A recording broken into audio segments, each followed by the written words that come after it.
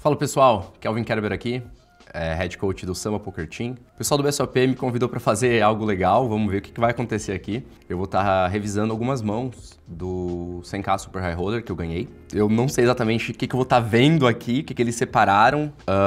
É bem recente, então eu acredito que eu vou estar lembrando bem o que estava passando pela minha cabeça. E vamos lá, acho que vai ser bem divertido para mim, espero que seja para vocês também.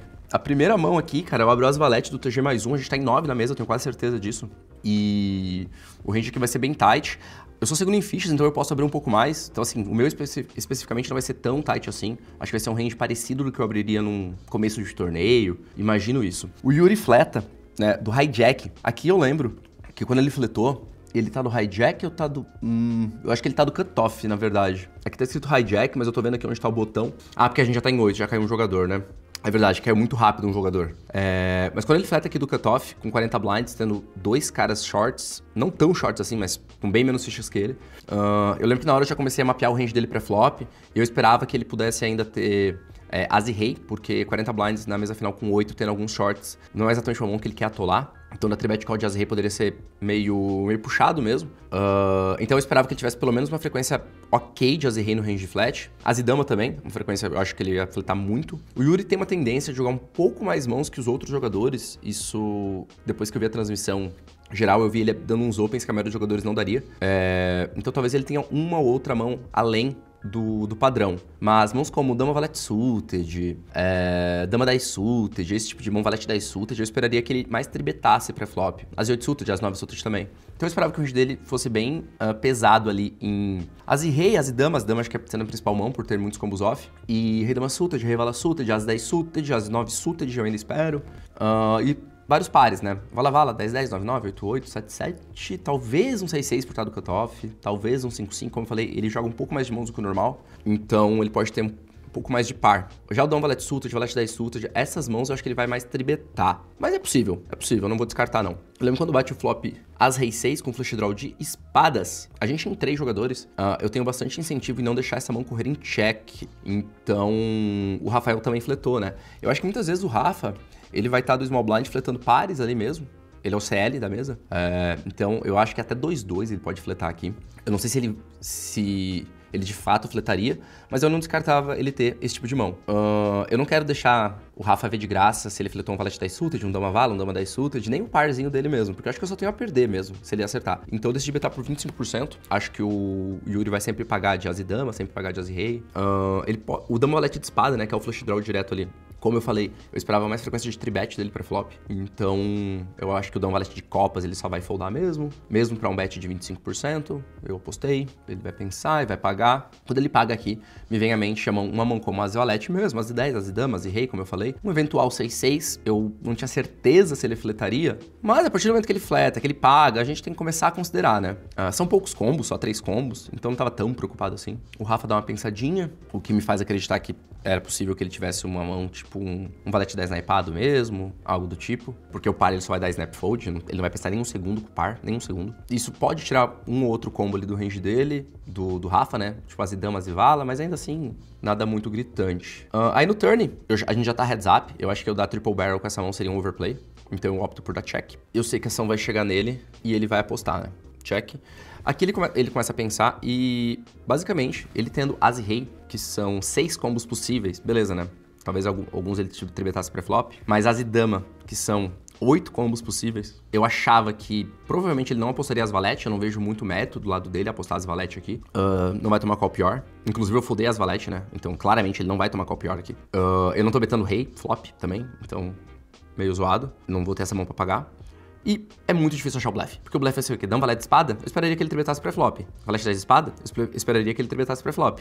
Então, afinal, qual é o bluff dele? Ele vai ter que estar, talvez, blefando um rei 10 suited, rei valete suited. Eu acho difícil encontrar esse bluff em game, então pra mim, eu tava bem confiante que ele tava por valor aqui. Eu foldei bem rápido, nem usei time bank. Ele, de fato, tá por valor. Eu acho que eu acertei nesse sentido, porque a minha mente, na hora, foi... Cara, eu acho muito difícil achar o bluff nesse spot. A gente tá ali... Não é tão frio quando a gente tá jogando como é quando a gente tá vendo de fora, sabe? Então, eu olhando ele na hora, eu falei, cara, é muito difícil encontrar os bluffs nesse spot, porque os bluffs mais naturais têm uma frequência de tribet pré. Então, assim, qual é o bluff do cara? Eu não achei. Então, eu achei que tava por valor, só que acabou que ele tava betando a mesma mão que eu. Eu acho que foi um level overplay dele, o que talvez seja mais um erro meu do que um erro dele. mas acabou na prática sendo um overplay, porque eu fodei exatamente a mesma mão, né? E é um spot que eu vou fechar Asa e Dama, porque eu já CBTei, eu já isolei a ação pra gente, eu não preciso mais betar Asa e Dama. Então ele só tá inflando muito pot contra um jogador que tem Asa e Dama. Talvez ele ache que contra Asa e Dama ele vai perder igual, a mesma quantidade, né? Mas eu ainda posso bluffar River, né? Ainda pode check ou efetuar um bluff River. Tem alguns backdoors que eu posso ter ali no flop. Por ter o As, o Rei e o 6 ali no board, eu acho que o meu range tem um pouco de vantagem com relação ao dele. Então, mas eu não sei se tem vantagem exatamente, mas eu poderia estar CBtando backdoors ali e bluffar River. Enfim, foi isso. Mas quando eu vi as valetes na mão dele, eu fiquei feliz, na verdade. Tipo assim, o meu reach que ele tava por valor tava certo. Essa mão ele abre do TG o Yuri mais uma vez, né? Eu defendo 5-5 do Small Blind. É o pior par que eu fletaria. Como eu cubro tanto ele quanto o Thiago Cremo, que tava no Big, eu achei que eu poderia jogar 5-5 aqui. O Yuri é um cara mais difícil de realizar equidade e tal, mas porque ele é mais chatinho, ele coloca pressão, ele aposta bastante. Ainda assim, a gente tá six-handed, ele é o TG numa mesa de 6. Então ele tá abrindo as 4 suited, as 3 suited, que 5-5 tem uma grande jogabilidade. Aí o flop As 8-2 Rainbow. Essa mão é legal, porque em FTs, assim, onde a gente não quer ficar inflando muito pot, a gente não quer ficar pegando margens pequenas de chip EV, a gente tem que pensar muito em CM, então para ganhar dinheiro com ICM envolvido, a gente precisa ser mais seletivo no nosso range que continua, que blefa e tudo mais. Aqui eu achava que ele ia CBtar uma frequência ok. Como eu tenho ainda 8-8 e As 8 suited no meu range, que eu quero sempre dar raise, eu pensei, beleza, eu tenho poucas mãos que vão dar raise flop por valor aqui. Eu posso ter As e Dama ainda que eu daria raise por valor. Mas tirando essas, e As e Dama, eu nem sei se ele espera muito, porque tem uma frequência de 3-bet pré-flop, tem uma frequência de só call no flop. Qual é o meu melhor bluff? Talvez para alguns jogadores a resposta óbvia fosse um 10-9 de espada, por exemplo. 10-9 de paus, 10-9 de copas, conectado ao 8, com backdoor. Mas eu quero mãos que possam virar o nuts. O 5-5, quando eu tomo call, ele pode virar o nuts no turn, que é o 5, né? Então, eu acho que é melhor usar o 5-5 do que o 10-9 suited. Por isso, eu usei o 5-5, porque ele é o pior par que eu tô jogando. E assim, ainda pode vir um 3 e vir um 4 fazer uma sequência. Então eu tenho cartas pra dar mais um barrel aqui, né? Que é o 4 e o 3. E como eu falei, eu quero usar uma mão que possa virar o nuts no turn. Acho que call seria mal, então acho que o check raise acaba sendo uma jogada legal aqui. Acho que o size não precisa ser alto, 250 mil. Essas mãos são super protegidas. Em FT com ICM a gente pode fazer sizes menores, porque o jogador não tem tanto incentivo assim em continuar. E foi isso, 5-5. Acho que fica, às vezes, um insight legal para alguns jogadores que podem achar que outros blockers são melhores, mas pelo menos foi assim que eu pensei. Posso estar errado, né? Na hora foi isso que eu pensei. Em game. Foi legal, esse pot aí foi bom pra dar confiança, porque foi basicamente o primeiro pot que eu puxei ali, né? O Crema, ele tinha o 8, ele pediu pra ver o coelho. Porque ele achou estranho, você tá representando 8-8, As e 8, mas o 8 tá na minha mão, né? Como assim? Então por isso que ele usou o coelho na hora e eu fui pego bluffando ali. Nesse momento eu até não achei ruim mostrar na hora, porque às vezes pode passar um sinal pro cara, tipo assim, mano, você... Não pro Yuri e tal, mas pra mesa toda. Cara, eu tô dentro, eu tô imerso aqui. Eu vou pegar meus spots. Então vocês podem pensar 2 vezes antes de dar um tribet. Vocês podem pensar 2 vezes antes de dar um c-bet. Tenha certeza que teu combo é pra fazer isso. Porque se não for, talvez você vai ser... Eu vou te atacar e eu vou ganhar o pote de você. Esse Rei 2, pré-flop... Eu achava que eu teria que dar raise com mãos um pouco melhores que Rei 2, tipo Rei 5, Rei 6, Rei 7. Posso estar errado, talvez Rei 2 seja um raise, talvez Rei 7 seja win, na verdade. Eu tenho que definitivamente voltar a estudar esse spot, mas se eu não me engano não tinha ninguém super short nesse momento. Talvez Rei 7, Rei 6 vai chovar e Rei 2 vira o open, né? Mas, na hora, em dúvida, eu sei que o limp nunca vai ser uma jogada ruim, a não ser que eu possa chovar muitas e muitas e muitas mãos aqui. Na hora eu não achei isso. Então eu limpei. Ele deu o check. Quando ele bate esse flop, eu acho que ele tem poucos ases no range dele. Eu também. E ele definitivamente não tem pares. E eu também. Aliás, eu posso ter rei, dama, damas, as, né? Mas ele não tem nada desses pares. E esses pares também, perto da minha construção de range, não são muitas mãos. Aqui eu opto por betar um blind. Qualquer coisa que ele for dar no flop é bom pra mim. Eu acho que muitas e muitas vezes eu tenho a melhor mão. Eu vou tomar call e vou continuar tendo a melhor mão. Acho que isso não vai mudar. Um rei high aqui com a broca é uma mão bem ok. Acho que a pessoa talvez não tenha essa percepção de quão forte é essa mão nesse contexto. Ela é forte o suficiente para eu considerar isso até um value bet. A gente vê que ele paga de dama 10, acho que a mão dele tem que pagar mesmo, tá certo. O turn vai vir uma carta ruim, né? O 6 interage com o 5 e com o 3 ali. A partir do momento que eu limpo e eu aposto e ele dá o call, talvez esse 6 pegue mais o range dele do que o meu. Tem que ver como tá... Quais são as mãos que eu vou estar limpando pré-flop, né? Porque se eu vou ter muito chove aqui, as mãos que eu vou limpar, talvez conectem ali com o 6, com o 5. Então... Não tenho certeza se essa carta é necessariamente melhor pra ele do que pra mim. Mas eu sei que é uma carta que vai ser bem atacada e não vejo méritos em apostar da minha parte, porque eu tenho um Rei High que é muito forte, a partir do momento que o Crema não tem as no range dele, e ele não tem as no range dele. Talvez teoricamente vá ter um pouquinho, mas eu acho que na prática acaba tendo menos do que na teoria. Então eu tenho um easy check call aqui, porque ele ainda pode ter... Ele nunca foldaria flop uma mão como valete 8 com valete de paus ou com 8 de paus. Com certeza absoluta ele nunca foldaria flop. Então, ele nunca foldaria flop uma mão como algum 4, tipo 10 e 4 off, nunca foldaria flop. Ou seja, olha quantas mãos ele pode ter que eu tô ganhando e eu ainda posso melhorar minha mão, né? Ah, mas o 7-4, mas, cara, faz parte do jogo. Às vezes ele vai ter mesmo a sequência, mas o jogo é sobre frequências, né? Ele ter sequência 7% das vezes... não vai fazer com que eu fique olhando só pra ela. Tem todos os outros 93 aí por cento. Poker não é um jogo sobre você acertar sempre. É sobre você acertar na frequência suficiente para essa jogada ser melhor que o fold. Então ele apostou um size relativamente alto, o que eu excluo com certeza o 5, com certeza o 3. Ali eu tava bem confiante. Parece meu batimento 63. Eu tinha um plano tão claro pra mão que, assim, zero nervosismo mesmo. Eu acho que esse bet dele não é legal, inclusive. Acho que ele tem tantos candidatos. E, assim, mais uma vez, né? Não sei se na cabeça dele é um hotspot, é uma boa oportunidade de só betar tudo que ele tem ali mesmo, mas, cara, nesse field, eu acho que a gente tem que ser cuidadoso com os nossos bluffs, porque você pode só estar colocando dinheiro com uma mão que não era pra colocar. E quando isso acontece, você tá perdendo dinheiro. Eu acho que foi o caso dele. Eu acho que ele leu errado ali a situação, o que o 6 representava de verdade. Então, pra mim, ainda era um easy call ali no turn. E na hora que bati o 10, eu lembro que o range de bluff mais claro dele tem tantos 10 que querem checar no flop, que não querem dar raise pré-flop. 10 e 8, 10 e 7, 10 e 9, valete 10. E eu não descartava ele estar betando essas mãos, principalmente valete 7, valete 8, 10 e 7, 10 e 8.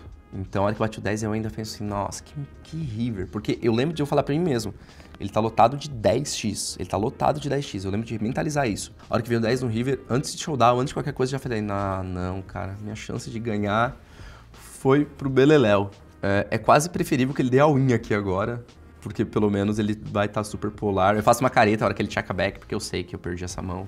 E na blank, se ele desse a win, se ele apostasse, eu ia ter uma decisão. Eu não tenho certeza se eu ia pagar, eu acho que eu ia pagar. E eu não falo por nada, não. Tem várias que eu falo assim que não... fodaria, paciência, não sei o quê. Mas essa aqui tem propriedades incríveis de call, mas incríveis mesmo. Se eu não tô pagando com essa, não tô pagando com nada. E isso é perigoso, então nesse field, acho que eu efetuaria o call. Essa mão foi chata porque eu tinha me aproximado ali do Rafa, que tava CL na hora, e era a chance de eu ficar chip leader ou se aproximar muito mesmo. Essa mão, as 9 suitas, raise pré com 38 blinds, o Thiago vai chover 30 blinds small, ele fez o que ele tinha que fazer, mas pode que eu vou estar abrindo bastante mão. E até por isso eu dou uma bufada de as 9 suitas, porque ela deve ser a mão mais forte que eu dou raise fold, então ter as 9 suitas ali é tipo, que droga, tô uma mão tão forte, mas ainda assim... E eu lembro quando eu dou raise, eu fiquei pensando, cara, se ele tribetar, o que eu vou fazer, né? Será que eu vou dar win ou será que eu vou dar call? Então, assim, nível de força da mão, né? Pra esse cenário. Eu nem tô cogitando foldar essa mão. Então, quando ele dá win, é tipo assim, nossa, aconteceu a única jogada que eu vou ter que foldar minha mão, não acredito. Então, foi meio, tipo, você me viu dando um fold, tipo assim, não acredito que isso aconteceu. Porque a gente entende ali, a gente que tá jogando ali, entende bem desses ranges, desse cenário. A gente sabe quão forte é a Asa 9 suited, tipo assim, pô, jogar ela pro muck é dolorido. Tipo, que raiva. Mas é um easy fold, assim. Pelo menos eu vou analisar esse spot com bastante calma depois. Mas acho que não tem muito o que fazer. É o tribet de dama duque, eu imagino. Aqui o Rafa vai ter um range de open shove por causa do stack do Alan. Eu acredito que eu tenho 18 ou 19 blinds e o Alan tem 17. Então, cara, pressão insana aqui para nós dois. Então, sei lá, se ele tem valete 10 suited, ele sempre vai chovar. O 19 blinds e o Alan 18. Então ele tem várias mãos que ele quer chovar. Várias mãos. As X, sei lá, valete 7 naipado, valete 8 naipado, 10 9 naipado, rei valete, rei dama off. Essas mãos todas querem chovar, né? Ou seja, o range de open dele vai estar polar, né? Vai ter as melhores mãos e as piores mãos. Quando isso acontece, a gente pode... Os blockers, eles são importantes. Porque o que ele vai me dar raise call? As e dama, dama, as, rei. Então a gente tem um rei, tem uma dama, é bem interessante. Eu não quero dar tribet com as X aqui, eu quero dar um indireto com as X. Por quê? Se eu escolher tribetar o as, o rei e a dama, eu vou estar tribetando demais. Então, se eu estiver tribetando demais, ele pode pegar esse dama 3, por exemplo, que ele tá abrindo, e dar um em mim. Kevin, mas isso não vai acontecer. Verdade, isso não vai acontecer numa vez. Na segunda vez que a gente jogar, se ele sabe que eu tô totalmente desbalanceado pra bluff, isso vai começar a acontecer. Eu enfrento esses caras direto, eu respeito eles. Eu não posso estar desbalanceado nesse nível e, tipo, tirar o cara pra trouxa, né? Então, se eu vou dar win com meus ases, eu vou tribetar os meus reis. Por que eu quero ter um 2? Por que eu quero ter um 3? Por que eu quero ter um 4? Um rei 2, um rei 3, um rei 4, um dama 2, dama 3, dama 4. Porque as mãos que ele vai foldar direto, são mãos que envolvem 1-2, 1-3, 1-4, 10-2, 10-3, 10-4, 9-2, 9-3, 9-4. Essas mãos nem raise ele vai dar. Então, isso está no range de fold dele. Eu não quero ter um 2 na minha mão para ele poder ter o 5. Então, para ele poder ter um dama 5, um dama 6, um dama 7, um rei 5, um rei 6, um rei 7, um 10 e 7, um 10 e 6, um valete 6, um valete 7. Essas mãos ele vai abrir. Então, quando eu tenho uma dama que vai bloquear ou que vai pagar o meu all-in, ou que vai dar all-in em mim, mas tem um 2 que desbloqueia todos os bluffs dele, vira um bom tribet. E como ele tá polar, e o meu range de tribet call nele é bem forte, né? Vai ser tipo assim... Nesse caso aqui, eu acho que eu esticaria ele quase 10 na ipada e tal. Eu não preciso fazer muito alto. Então ele fez 250, eu acredito que eu vou fazer 650, se eu lembro bem. Mas o motivo de eu ter escolhido essa mão e esse size foi isso, né? Ele não tem as mãos médias ali pra me dar win, ele tem mãos só muito fortes ou muito fracas. E eu fiz 700 mil, na verdade, tá? 2,7x ali, né? Eu poderia ter feito até 650. Acho que eu deveria ter feito 650 olhando agora. Eu lembro de eu ter pensado em 650, mas provavelmente na hora eu decidi colocar 700. Mas foi mal, esse size foi ruim. Na hora a gente fica com um pouco de receio também de tá, sei lá, ultra polar, não sei o quê, que não quer fazer tão baixo, mas é viagem. Mesmo pra gente é difícil ter total frieza 100% do tempo. Nesse caso eu tive a frieza pra tribetar, mas não pra fazer 650. Foi bom, ele mais uma vez usou o coelho em mim. Eu não acho que meu showdown quer dizer muito, eu não tava explorando nada dele. Eu acho que essa jogada é só uma jogada... Eu acho que na prática, o dama 2 é um pouco fraco mesmo, ela seria um fold. Porém, algumas mãos que poderiam ser o tribet, eu usaria pra dar call, pra dar flat pré-flop. Então eu vou substituir essas mãos pelo dama 2. Então é mais uma substituição. Essa aqui foi a grande mão, né? O Alan faz 600 mil, faz 1 milhão e 100, eu acho, deixando 500 mil pra trás. Aqui eu com certeza eu errei, porque eu deveria ter dado só call. O motivo de eu não ter dado call foi que, o que eu comecei a pensar? Se eu dou call aqui, o Alan vai ter 600 mil pra trás e o pot vai ter 2 milhões e meio. Algo assim, 2.400 talvez. E então assim, quando bater o board ace high, o Alan vai ter um easy check fold com várias mãos. Quando bater o flop... sei lá, todos os boards que eu estiver crushando o Alan, vamos supor que venha um board rei 9-2, ele tem lá as e 8. Eu acho que ele vai dar check fold. Acho não, ele vai dar check fold. Então, nem os boards que eu necessariamente acerto o as ou a dama, mas tem muitos boards que a mão dele, o range dele, várias mãos do range dele morrem totalmente. Então o que eu pensei? Cara, eu não quero dar chance de eu dar call e ele dar check fold aqui, porque eu acho que isso vai acontecer numa frequência ok. Quando eu falo uma frequência ok, não é, sei lá, 60% das vezes, mas que seja 25%, 30% das vezes, eu não vou eliminar ele. E, pô, Alan, eu te amo, você é meu irmão, mas eu queria te eliminar. Então, eu achava que eu aumentava muito a minha chance de eliminar ele não dando call. Mas tinha um problema pra isso, que é, se eu não dou call, eu vou ter que dar all-in ou raise. Quando eu dou all-in, eu tô validando a jogada do Alan, que é o Rafa acordar com mão, o Alan poder foldar. Então eu vou tá gerando EV pro fake shove dele. Quando eu dou call, eu não gero EV pro fake shove dele. Porque se o Rafa vem, pelo menos é um pré-flop, o Rafa vem, ele é obrigado a pagar, porque eu vou foldar. Então ele não pode colocar 1 milhão e 100 lá e depois foldar com 600 mil pra trás achando que eu vou pagar. Não, porque eu vou foldar. Então eu fiquei muito na mente, eu não quero deixar o EV pro fake shove dele, eu não quero deixar o EV pro fake shove dele. Como que eu faço isso? Eu pensei, cara, talvez se eu der re-raise aqui, o clique, ele vai achar que eu posso foldar. Então se ele vai achar que eu posso foldar, ele não vai foldar. Então foi por isso que eu dei raise. E, outra coisa, o Rafa era o CL abrindo um monte do botão. Eu tinha mais de 20 blinds, sei lá, uns 25, 26, 27 blinds nessa hora. Não sei, não lembro exatamente, mas eu tinha 3.3 milhões na blind de 120, né? Então eu tinha, 27 blinds. Então o Rafa não tem, diferente do spot anterior, o Rafa não tem nada de all-in reto aqui. Ele só vai dar raise. Ou seja, o Rafa vai só foldar pra essa ação 95% das vezes mais, provavelmente. Então eu pensei, cara, sei lá, se 5% das vezes eu vou trombar aqui no Rafa, isso vai ser um problema 5% das vezes. E eu vou deixar o Alan escapar, sei lá, 25, 30% das vezes em alguns boards. O que tá dando um peso aqui maior? Isso aqui vai acontecer muito mais. Então eu vou valorizar isso aqui. Não vou valorizar as vezes que eu trombar lá. Mas obviamente é tragédia quando eu trombo. Por isso, por ser uma tragédia tão grande quando eu trombo, eu acho que a melhor jogada seria dar o call. Se vir o board que o Alan desvia, paciência, o Alan desviou. Mas foi por isso que eu cliquei, né? Por que eu cliquei e depois acabei pagando igual? Eu não tinha certeza se eu poderia pagar ou não. Foi por isso, eu não tinha certeza. Eu já tinha gastado no time bank. Eu pensei, cara, eu tenho, sei lá, mais 5 time bank aqui. O Rafa vai foldar 95% das vezes. Por que eu vou ficar tancando aqui 5 time banks, cara? Ele só vai foldar a maioria das vezes. Deixa eu clicar, depois eu vejo se eu tenho que pagar ou não. Tanto que depois a ação voltou pra mim e eu comecei a fazer conta. Aí eu fui descobrir, cara, vamos lá, vamos pensar. Beleza, ele vai all-in, o Alan folda e eu começo a fazer a conta de pot odds. Nem sei se eu fiz certo na hora, mas com certeza não foi muito errado. Aí eu mensurei ali qual era o meu risk premium. Pra quem não sabe, risk premium é tipo uma taxa. Você precisa, sei lá, se Rei Dama Suited tem 50% contra a par de 5 e tuas odds pra pagar um shove lá é 47%, você quer pagar, porque você tem 50%, show de bola. Mas quando tem um cara mais curto que você, é como se fosse uma taxa. Então, ter 50 não seria suficiente, ela precisaria ter 57, 10% a mais. Foi mais ou menos isso que eu mencionei na hora, uns 10% de risk premium. Por isso que eu fiz a conta. Ah, se dá 17% e eu acho que tem uns 10% de risk premium, a minha mão precisa ter 27%. Eu achava que ele vinha de vala mais. Sei que eu nem tô muito nervoso na hora, porque eu tô fazendo conta, tô realmente concentrado em fazer conta pra entender a matemática da mão. 27% eu sei que tem contra vala mais, as errei. Então, eu falei, cara, então essa é uma call. E tem um outro fator, que tipo, cara, se eu estiver perdendo um pouco disso aqui, beleza, cara, eu vou aumentar tanta chance de eu ser campeão do torneio, que eu queria muito ser campeão, muito mesmo. Então, se eu fizer uma jogada um pouquinho menos EV, em algum momento que aumente muito as minhas chances de ser campeão, eu tava disposto a fazer. Eu sabia que não seria um grande erro e eu decidi abraçar que assim, se for um erro, eu sei que vai ser pequeno, pagar, né? Agora, se for um erro foldar, talvez seja um erro grande também. Eu sei que na hora eu falei, cara, quer saber de uma coisa? Eu acho que é call. Aqui eu tô fazendo conta. Falei, eu acho que é call. E bora chamar carta. Só não me mostra as asas, bora chamar carta. Vai aumentar muito as minhas chances de ganhar. E foi o que aconteceu, né? Eu fiquei tão speed que as mãos seguintes, elas nem teve tantas por causa do que acabou acontecendo rápido o resto das mãos. As mãos seguintes eu passei a gerar muito EV, eu pude dar um all-in de rei 4 off, depois eu pude dar um all-in de As 4. Então o meu EV aumentou muito por ter ganhado esse spot, né? Foi isso, só não queria ver o Asas, até ele ter dama-dama nos melhores cenários, assim, né? Porque a gente vê que eu tenho 35% por causa dos altos. É melhor ele ter dama-dama do que ele ter rei-rei, porque quando ele tem dama-dama, minha sequência tá totalmente livre. Não corre o risco corre o risco mais pequeno, de eu acertar o As e ele acertar a dama, por exemplo. Então ele ter dama-dama, na verdade, era muito bom pra mim. E agora vendo, né, que o Alan foldou a dama, então, a hora que vem o board... Inclusive, eu não sei qual porcentagem vai aparecer ali, porque ele considera as cartas queimadas, mas eu acho que a única chance dele era 10-10, né? Então por isso que aparece só 1%, ele precisa que bata o 10 e depois o 10.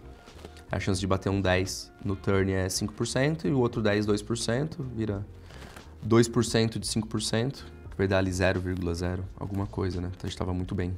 E essa mão foi, com certeza, a mão que mudou tudo. Nessa hora a gente tá contando as fichas que o Alan não viu que o Rafa tava do lado dele e me falou que ele tinha a última dama. Ele não viu que ele viu o Rafa sair, ele me falou, Kel, fica tranquilo. Eu foldei a dama. Aí o Rafa tava do lado, o Rafa olhou pra ele, ele olhou pro Rafa e falou, nossa, perdão, Rafa. Ah, Rafa, pô. E a mão final foi na primeira mão já. Big Ant em heads up é muito... a gente simplesmente não estuda direito isso aqui. Deveria ter mais conhecimento. Eu sei que basicamente a gente não pode foldar nada. E pra dar win contra esse stack de 7, 8 blinds, eu sei que essas mãos conectadas, 8-7 off, 7-6 off, elas performam bem ok. Eu não sei se eu tô certo, mas eu daria limp de 9-7, por exemplo, e chovei o 8-7. Talvez eu chovasse 7-6 off também, mas daria limp de 8-6. Então foi o que eu pensei na hora, ele tinha 6 blinds e meio pra trás, quase certeza que era isso, então 8-7 eu achei que era só um all-in mesmo. Deixa eu ver quanto que ele tinha, 6,5 total. Não, acho que era 6,5 pra trás, né, 1.2 E ali... teve muita festa, quando formou o heads up tava muito maior. Só que na minha cabeça tava assim, cara, você ainda não ganhou nada, Claro que foi histórico eu fazer o heads up, mas eu só tinha a perder jogar e o Alan só tinha ganhar, né? Porque ele caiu no colo dele o HU. Daí, só que a hora que a gente cola ali, eu falo pra ele, mano, tô runando muito, acho que vai vir o 8, já veio, pum, 2, 8. Eu falei, era pra ser meu. Esse pot colocava ele no jogo, de certa maneira, né? Ele ia pra 2,6 milhões. Eu ia cair pra 12. Então, assim, começa... Tá muito longe, ele ganha o primeiro, então tá tão longe assim. Então, com certeza, foi bom acabar logo, não dar chance ali pra deixar ele crescer mais uma vez no jogo. O pessoal comemorou no Valete como se tivesse acabado. Eu falei, calma, tem o Valete ainda pra empatar. Cara, então, a gente levou muita sorte que a gente planejou a nossa confraternização do BSOP que a gente faz todo ano na quarta-feira, que era o dia final, né? Então a galera não tava jogando. Então não tinha ninguém jogando, basicamente, do samba. Então a galera foi toda assistir. Quem não tava no salão acabou indo direto lá pro evento. Quando a gente chegou lá, tava lotado o evento já. Mas, assim, muita gente ficou no salão, que já tava ali, ou tava no hotel, ou foi lá pra assistir mesmo a FT. Então, cara, foi uma festa incrível, porque tinha muita gente, muita torcida. A vibe tava muito boa, parecia mesmo que as cartas iam vir, porque a vibe tava fera demais, tá ligado? E deixou mais especial, né? Porque às vezes você ganha, mas, pô, tá todo mundo jogando, a galera até vem ali dar um salve e tal, mas não é a mesma coisa de estar ali vibrando, torcendo, mandando energia, focado naquilo, focado em ver o que tá acontecendo, em participar de certa maneira, né? Então deu tudo, cara, parece que foi um roteiro, assim mesmo. Foi muito legal mesmo.